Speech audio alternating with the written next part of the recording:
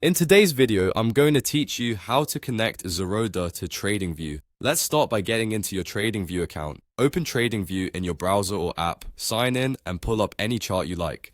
It can be an index, a stock, or a futures contract. What matters is that you're on an active chart with the full toolbar visible. If you're not signed in, you won't be able to connect a broker, so make sure you're logged in first. Next, move down to the bottom area of the chart and open the trading panel. You'll find it along the lower edge of the screen. If your screen is small or you've minimized panels before, you might need to expand it.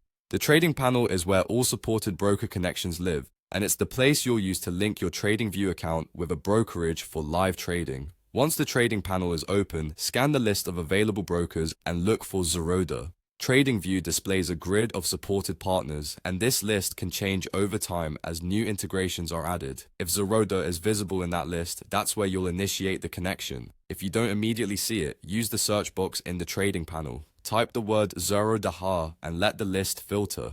This is the quickest way to confirm whether the integration is currently available in your region and on your plan. Sometimes, brokers appear only after a brief refresh, so give it a second to populate. When Zerodha appears, click it. TradingView will open a secure login window where you'll be prompted to enter your Zerodha credentials. This is the official broker login, and it may include additional verification such as a PIN or one-time code. Always enter your details only in the broker's secure window and never share your credentials with anyone. After authentication, TradingView may ask for permission to access account data and place orders on your behalf so you can trade directly from the chart. As of now, Zerodha is not available to connect to TradingView, but the process you've just seen is exactly what you'll follow once support goes live. If you don't see Zerodha in the trading panel, that's simply an indicator that the integration isn't active yet for your account. Keep an eye on updates from TradingView and Zerodha, and check back in the trading panel periodically.